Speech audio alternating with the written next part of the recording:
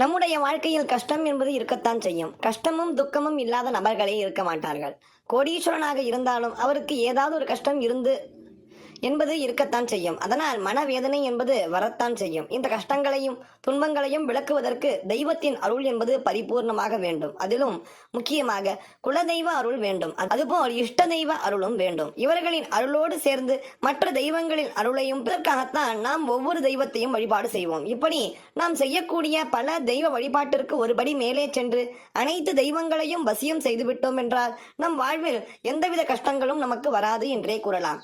இதற்கு முக்கியமான காரணம் என்னவென்றால் ஒவ்வொரு தெய்வத்திற்கும் ஒவ்வொரு விதமான சக்தி இருக்கும்.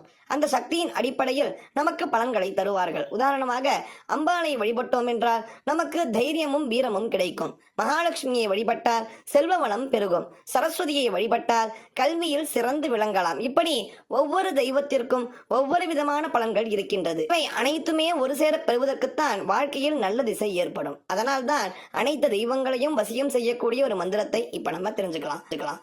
ஒவ்வொரு தெய்வத்திற்கும் ஒவ்வொரு விதமான மந்திரங்கள் இருக்கின்றன. அந்த மந்திரங்களை நாம் உச்சாரணம் செய்து அந்த தெய்வத்தை வழிபட்டோம் என்றால் அந்த தெய்வத்தின் அருள் நமக்கு பரிபூர்ணமாக கிடைக்கும்.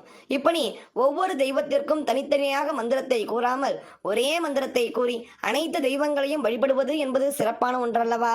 அந்த மந்திரத்தின் பலனால் அனைத்து தெய்வங்களும் நமக்கு வசியமாகும். இந்த மந்திரத்தை நாம் பிரம்ம முகூர்த்த நேரத்தில் கூறுவது என்பது மிகவும் சிறப்பு. அப்படி இல்லாத பட்சத்தில் காலை 6 மணியிலிருந்து 7 மணிக்குள் கூறிவிட வேண்டும்.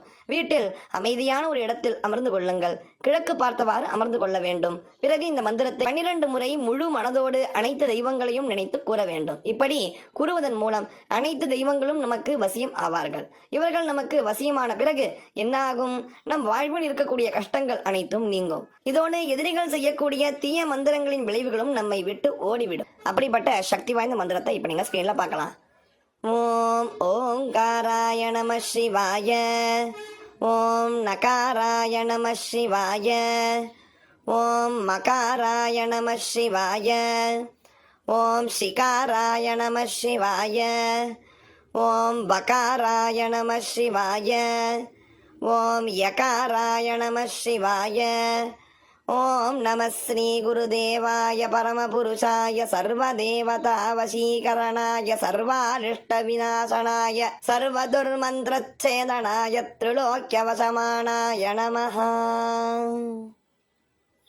ரொம்ப சக்தி வாய்ந்த மந்திரம் இது.